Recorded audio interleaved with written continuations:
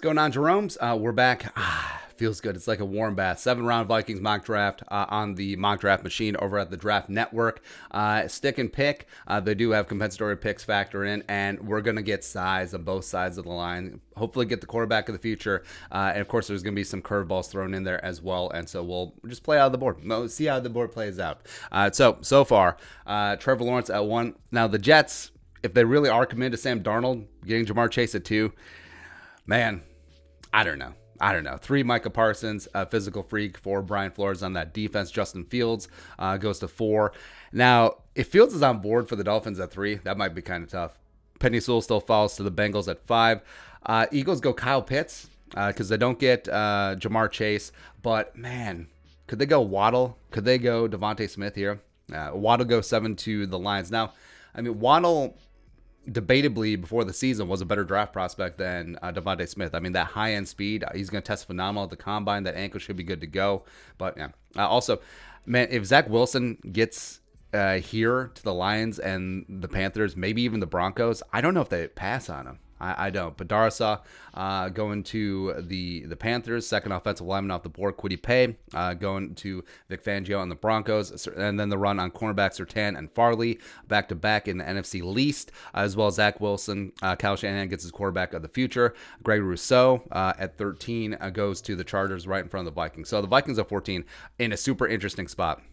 So Devontae Smith, even though undersized, I think that his frame might still cost him, but you cannot deny that the route running, the hands, the big playmaking ability, as well as an asset in the return game. I would not expect him to be available at 14, but also this would be an interesting spot for the Vikings. So Trey Lance is on board.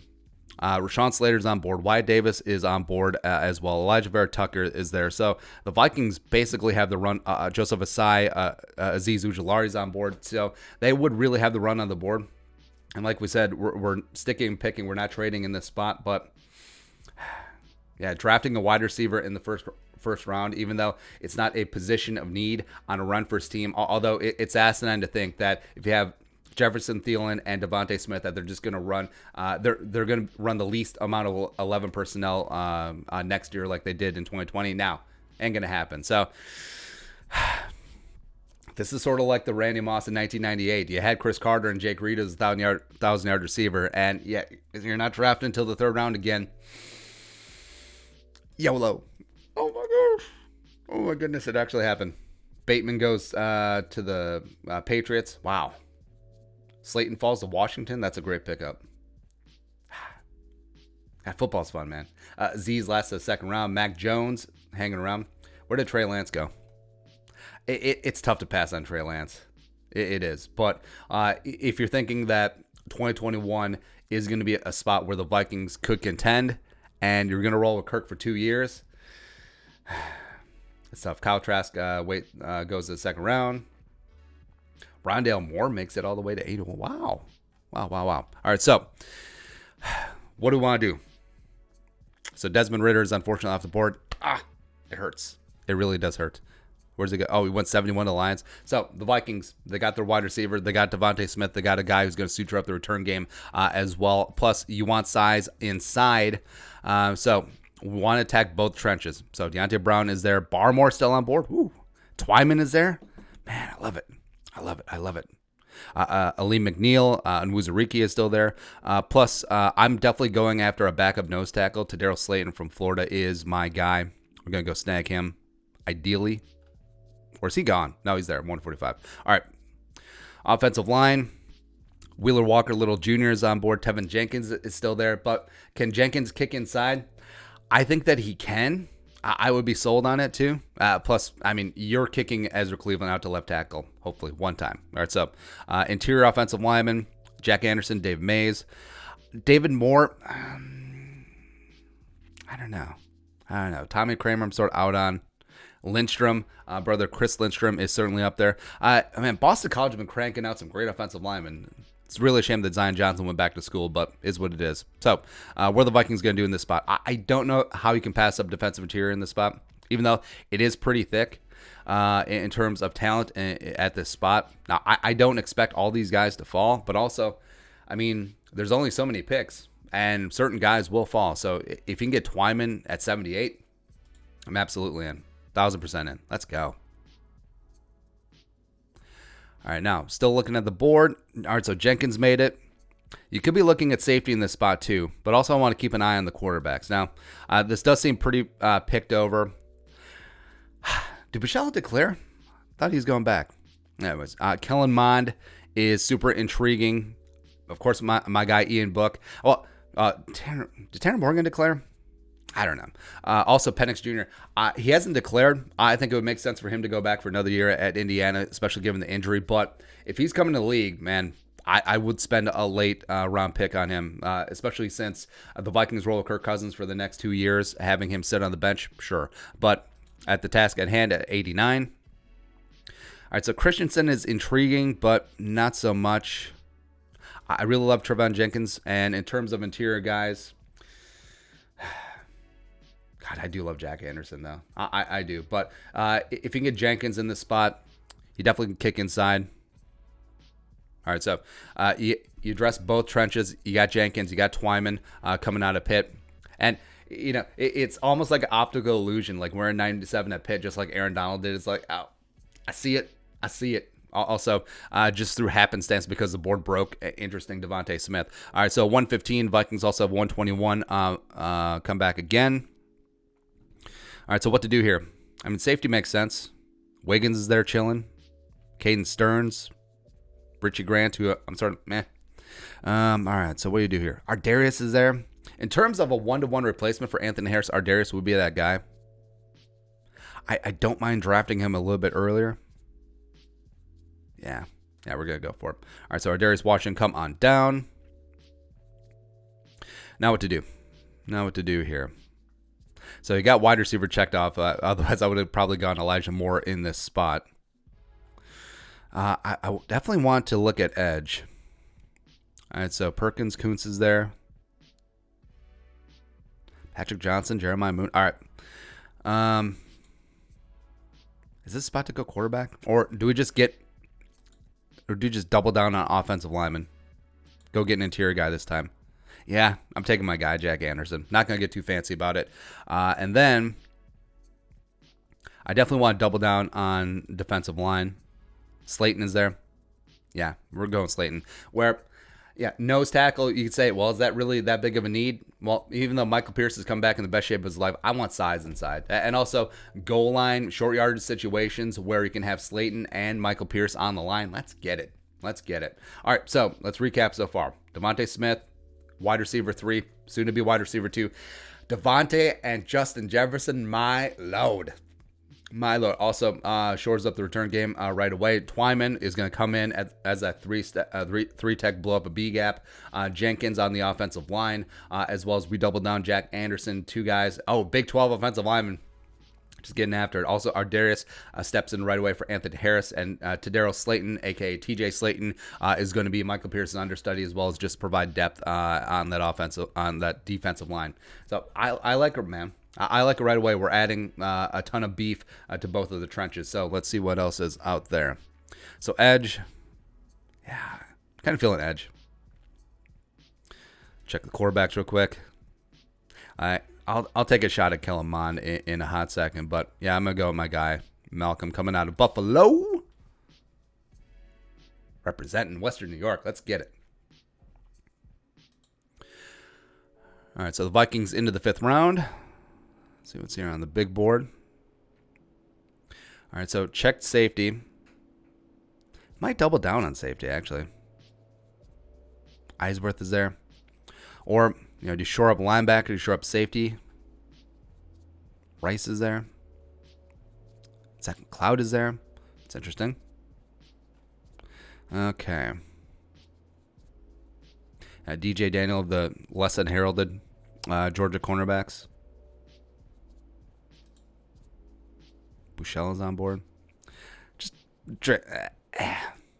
like this is not like a high end tight end class.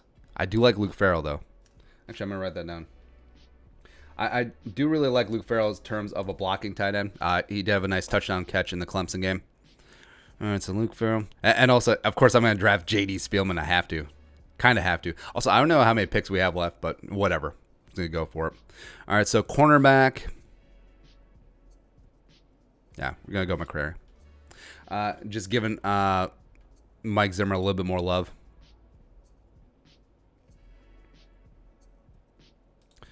All right, so now what to do on the big board.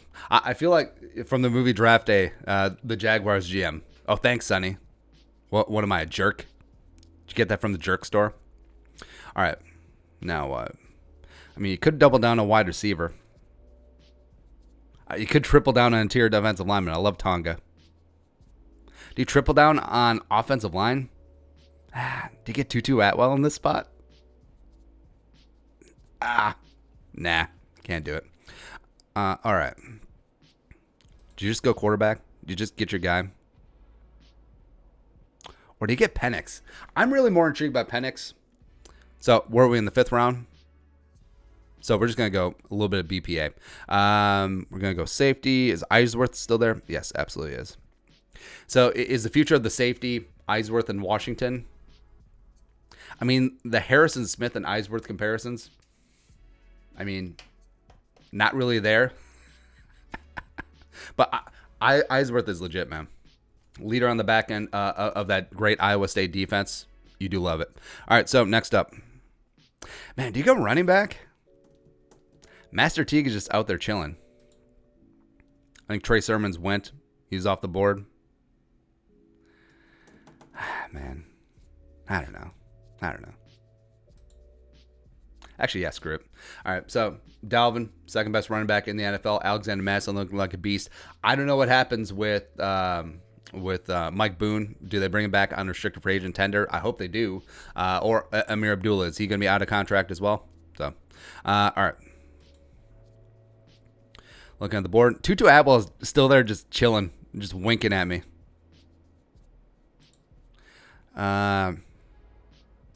Yeah, like I get it. It's a bit of a homer pick, but also drafting J.D. Spielman would be a homer pick too. So I'm getting him. I'm going to get a quarterback in the 6th round. Ooh, mini run. Yeah, I'm getting Penix.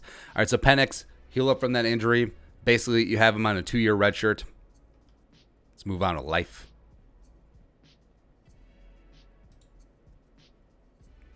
And finito. And we're done. There you go. So, Vikings. Yeah, a little bit outside the box, but Devontae Smith falling to the Vikings at 14. Kind of okay with that, even though, is it a position of need? No. Are you taking BPA at 14? Yes, even though it was a super interesting spot with no Pants or Trey Lance available in there as well. Also, since we're sticking and picking, so it's a long way to 78, man. But Jalen Twyman was still available on board. Also, Barmore was there, which was intriguing. But I think Twyman comes in 3-tech right away, next to Michael Pierce, next to Danielle Hunter, and just blow things up. Let's get it going. Trevin Jenkins, who I think is being slept on, and I think he's being overlooked just because of the Big 12 bias. But Jenkins, big 6'6", 330, etc. pounds, coming on in, can play some tackle, can play some guard. I think ideally he may find himself in the guard competition, pending what happens with Riley Reef, pending what happens with Ezra Cleveland. I would move Ezra to left tackle, kick Jenkins inside, and then him and Jack Anderson, the Big 12 Bash brothers, get after him. Get after it. Ardarius Washington comes in. Ardarius Washington, Josh Metellus, Greg Eisworth picked up a little bit later, getting that safety competition opposite of Harrison Smith. Tadaro Slayton is going to be Michael Pierce's backup, just adding more size to that interior. Malcolm Kuntz is a big toolsy guy, the mid-round edge guy that Andre Patterson has loved and molded. So you got Kuntz, you got Danielle Hunter back, maybe you have Everson back, you have DJ Wanham lighting things up. So all of a sudden, it's looking up. Plus McCreary, a cornerback coming out of Auburn. You love the SEC West. Plus Master Teague, or I don't know, was he Trey Sermon's understudy? I guess, but I like Teague's size. I like using him in short yardage. Plus you got Tutu Atwell. Man, it's gonna be super interesting. So Tutu Atwell, you are worried a little bit about the size. We drafted 2 undersized wide receivers, but is what it is. But yeah, Devontae Smith and Justin friggin' Jefferson will become the best wide receiver doing the NFL. And then Tutu's out there just like returning kicks and punts, being wide receiver 3. I kind of like it. And then also quarterback of the future, Michael Penix Jr., where if Penix hadn't gotten hurt, he probably would have been in the third round conversation. And unfortunately, we missed out on Desmond Ridder since we're sticking and picking at 78. I believe he went 71, but is what it is in that spot. So that's it. That's a test run. That's a 7-round Vikings mock draft on the Draft Network simulator. What are your thoughts? Let us know in the comment section below. Subscribe for daily Vikings takes. Want to support that work? Post on the Venmo. But until next time, Skull Production Value.